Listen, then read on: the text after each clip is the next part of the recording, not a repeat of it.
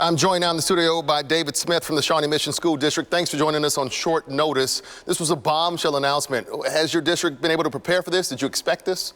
This is, I think, a surprise for all of us. I don't think any of us could imagine being here, but we knew that things were serious and that we had to begin thinking about the long term. So schools are closed for the rest of the year, but instructional learning is not. Break that down for our parents. What does that mean? So we will not be having our buildings open for instruction, but we still have responsibilities for our students. We want to make sure that our kids still have opportunities to engage, opportunities to learn and continue their growth. How do you get this coursework to the students, and any concerns, especially for some of our students that are in those formative years, I like to call, those going to first grade from kindergarten, those going to junior high, those expected to matriculate out of high school? So a lot of this has to be figured out, and we'll be talking with our staff over the next week or so to try to figure things out. We have online instruction opportunities for kids. We'll have materials that we can send home with kids. We hope that kids will have opportunities to get books and things from the library so they can continue their learning.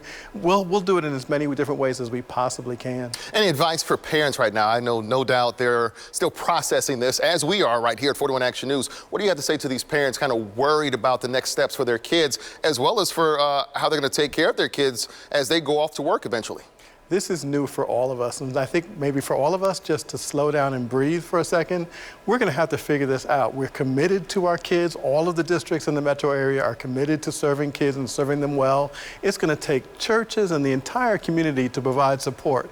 This is new territory, but we can figure it out together. In addition to support, one thing you guys provide is food. You know, we know there's a number of students that live at or below the poverty level, at or below free or reduced lunch. How do you compensate for that? Is that something that the district has thought about at all? Absolutely. We are planning to provide food for our students. We'll have a number of schools designated for food. Parents will be able to drive up and pick up food for their children. We have to take care of our kids. So this spring break has now been extended into, let's say, a summer break. But have you guys thought about commencement, for example? How will commencement look like for our students? Will it be virtual? Will it be non-existent at all? Sure. What we heard from the governor this afternoon was that graduations were canceled. Same thing for proms. So how we finish the year is something we'll have to plan over the next couple of weeks, but we don't expect to be able to have graduations. And I imagine you guys have a lot of things out on loan, everything from textbooks to devices. How do you get that back from the student body?